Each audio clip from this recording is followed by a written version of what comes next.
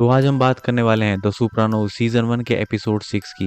Episode 6 हमें दिखाता है पावर, मैनिपुलेशन और फैमिली पॉलिटिक्स। एपिसोड 6 स्टार्ट होता है और हम देखते हैं कि काफी लंबे इंतजार के बाद डीमियो क्राइम फैमिली को आखिरकार एक नया बॉस मिल चुका है और वो है टोनी का अंकल जूनियर। लेकिन असली कहानी यहाँ से शुरू होती है क्योंकि टोनी ने जूनियर को बॉस इसलिए बना दिया था ताकि वो खुद पीछे रहकर असली कंट्रोल को अपने हाथ में रख सके। जूनियर बॉस तो बन गया है लेकिन उसके डिसीजंस फैमिली में प्रॉब्लम क्रिएट करना शुरू कर चुके हैं। जूनियर का राइट हैंड आदमी माइकी एक कार्ड गेम को डिस्टर्ब करता है जो सैमी चला रहा होता है। माइकी वहां आकर साफ कर देता है कि अब पुराने रूल्स नहीं चलेंगे और जूनियर अब ओल्ड अरेंजमेंट्स को रिस्पेक्ट नहीं करेगा। इसका मतलब साफ है, जूनियर अब ज्यादा पैसा खुद के लिए चाहता है और बाकी कैपोस को कम हिस्सा देना चाहता है। ये बात बाकी कैप्टन्स को बिल्कुल भी पसंद नहीं आती। टोनी के पास सभी कैपोस कंप्लेन करते हैं। कैपोस यानी माफिया बॉस। ये सारे माफिया बॉस कहते हैं जूनियर ईट्स अलोन, यानी वो सब कुछ खुद के लिए रख रहा है और किसी के साथ कुछ भी शेयर नहीं कर रहा है। टोनी समझ जाता है कि अगर जूनियर ऐसे ही चलता रहा तो फैमिली में रेबेलियन हो सकता है। इसी बीच जूनियर एक और इम्पल्सिव डिसीजन लेता है।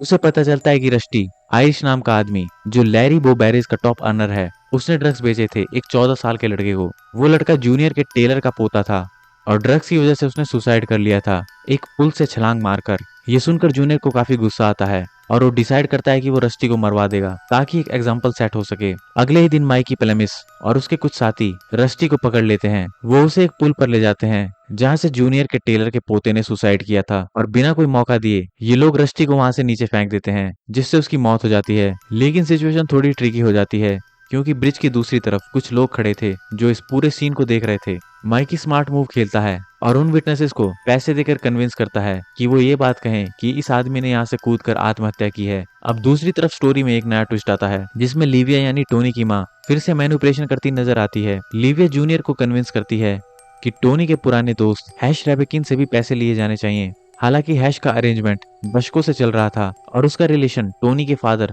जॉनी सोप्रानो से भी था। जब हैश को ये बात पता चलती है वो सीधा टोनी के पास आता है और कहता है कि अगर ऐसा ही चलता रहा तो वो एरिया छोड़ देगा। टोनी समझ जाता है कि ये सिचुएशन कंट्रोल से बाहर जा सकती है, इसीलिए वो न्यूयॉर्क के अंडर बॉस जॉनी सैक के साथ मिलकर एक प्लान बनाता है। टोनी, हैश और जॉनी सैक मिलकर जूनियर के सामने एक ऐसा प्रपोजल रखते हैं जो ऊपर से तो जेन्युइन लगता है लेकिन अंदर से पूरी तरह मैनिपुलेशन होता है। धीरे धीरे बाकी कैपोस भी टोनी का साथ देने लगते हैं और जूनियर पर प्रेशर बढ़ता है।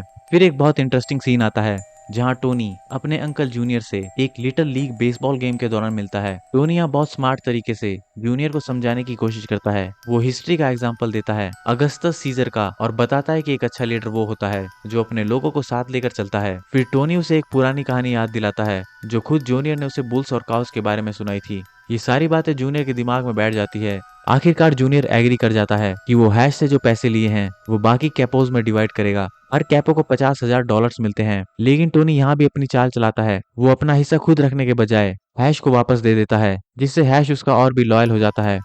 अब पैरेलल में टोनी की पर्सनल लाइफ काफी ज्यादा कॉम्प्लिकेटेड हो जाती है। टोनी को अपने लिबिडो से जुड़ी प्रॉब्लम होने लगती है और वो डॉक्टर मिल्फी के बारे में फैंटेसाइज करने लगता है। उसके सपनों में और ख्यालों में बार बार डॉक्टर मिल्फी आने लगती है। जब टोनी थेरेपी सेशन में जाता है तो वो डॉक्टर मिल्फी से अपनी फीलिंग को कन्फेस करता है।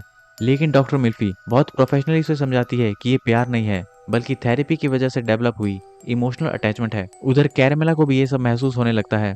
उसे डॉक्टर मिल्फी से जेलसी होने लगती है और ये जेलसी उसे कभी टोनी की मिस्ट्रेस से भी नहीं हुई थी। कैरमेला फाइनली टोनी से कहती है कि वो उसकी जिंदगी में वो औरत बनना चाहती है जो उसे इमोशनली सपोर्ट करे।